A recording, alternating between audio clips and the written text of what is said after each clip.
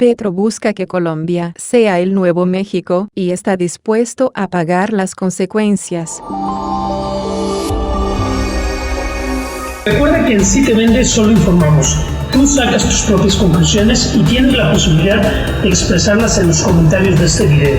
Por favor, hazlo. Estamos esperando todos aquellos comentarios que vengan y procedan de ti.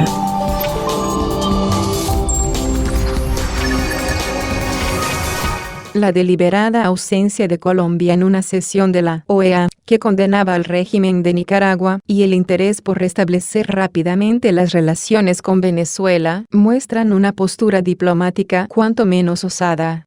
¿Puede Colombia asumir una doctrina de no intervención como la que aplica México? La ausencia del gobierno de Gustavo Petro de la sesión extraordinaria del Consejo Permanente de la OEA para votar la resolución que condenaba la violación de derechos humanos en Nicaragua ha sorprendido a políticos, internacionalistas y diplomáticos colombianos. Aunque en un comienzo circuló la tesis de que había sido un error de logística, pues según Luis Ernesto Vargas, designado por el mandatario como nuevo embajador del país ante la OEA, para ese momento no se había posesionado en el cargo, esta semana se supo que esa no fue la excusa, sino que fue una decisión completamente deliberada y consultada con el canciller Álvaro Leiva. Una investigación de Noticias Caracol reveló que la ausencia de Colombia se relacionaba con delicados aspectos de política exterior que tienen carácter confidencial, de acuerdo con la respuesta de la Cancillería. Unos aspectos de los que no se tienen muchos detalles, pero que tendrían que ver con el litigio que en este momento enfrenta el país con Nicaragua. Las críticas, sin embargo, llegaron por todos lados. Abrir comillas, tengo claro que tenemos delicadas controversias con Nicaragua, pero esta decisión es muy grave. Colombia le ha hecho un esguince a la Carta Democrática, escribió el senador Humberto de la Calle. El cambio fue para apoyar dictaduras. Muy grave para Colombia, dijo el ex candidato presidencial Federico Gutiérrez. Las razones para condenar el régimen de Ortega abundan. Hay persecución a la prensa independiente. Hay 1.800 presos políticos. Monseñor Rolando Álvarez, el obispo de Matagalpa que se ha atrevido a alzar su voz contra los atropellos, cumple 10 días detenido, sin que se conozcan los cargos. Pero tal parece que es un precio que Petro está dispuesto a pagar. Desde que asumió el poder el pasado 7 de agosto, el mandatario ha enviado señales de paz con Nicaragua y Venezuela, dos países con los que Colombia lleva enemistada un buen tiempo y con los que, además, tiene varios asuntos pendientes. Así, la nueva administración estaría desmarcándose de la doctrina Duque de no sostener relaciones con países enemigos, a cambio de una política de no intervención, más cercana a la ejercida por México en los últimos años. Colombia parece querer adoptar la estrategia diplomática que ha adelantado el gobierno de México, a través de Andrés Manuel López Obrador, de no intervenir en asuntos internos de los países. Puede sonar crudo, pero todo indica que el gobierno Petro no va a condenar tanto a países de izquierda como de derecha en organismos multilaterales. Una decisión polémica, pero que, parece, es la que va a primar, asegura Mauricio Jaramillo Jacir, profesor de la Universidad del Rosario. La política a la que hace referencia el profesor Jaramillo es conocida como la doctrina Estrada, la norma de oro que orientó la política exterior de México durante la mayor parte del siglo XX, que coloca los principios de libre autodeterminación de los pueblos y de no injerencia en los asuntos internos de otros países como elementos rectores de la diplomacia mexicana. Sin embargo, la política de no intervención aplicada por México en los últimos años ha sido cuestionada dentro y fuera de su país por, supuestamente, tener un doble rasero.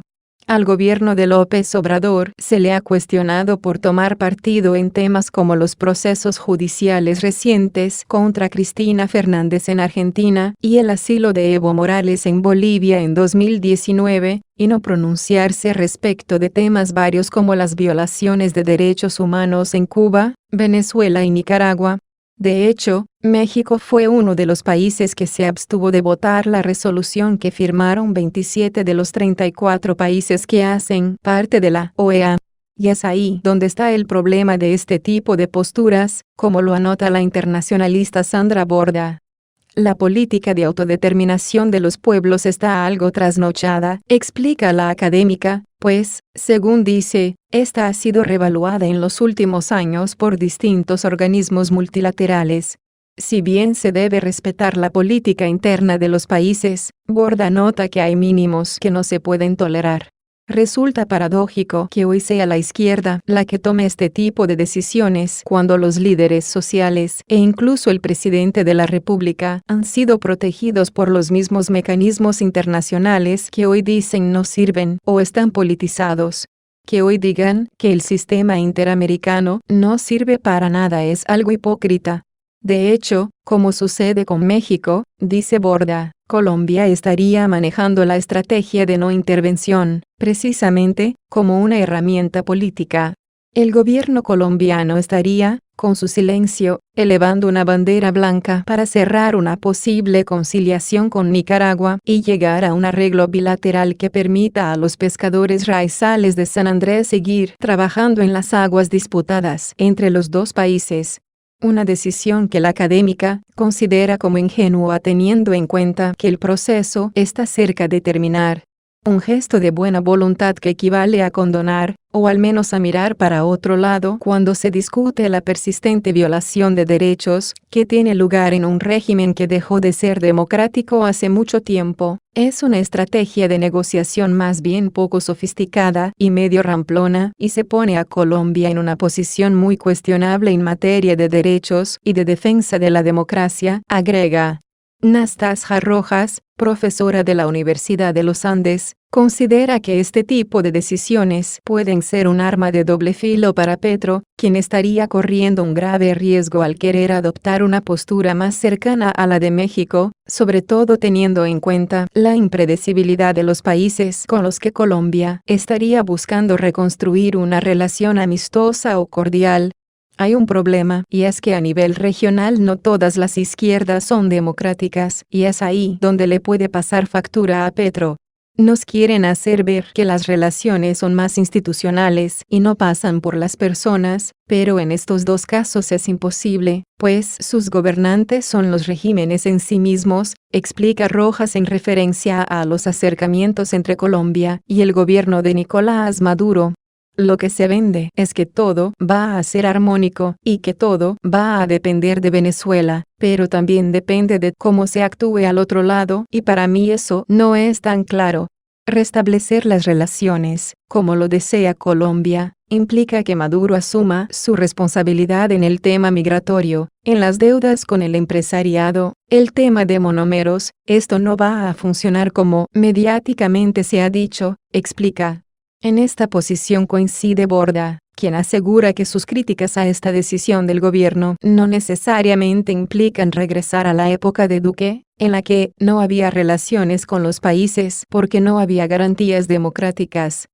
La política exterior es mucho más compleja que un juego de buenos y malos, pero sí se debe pensar en los términos que se deben manejar con este tipo de países, explica.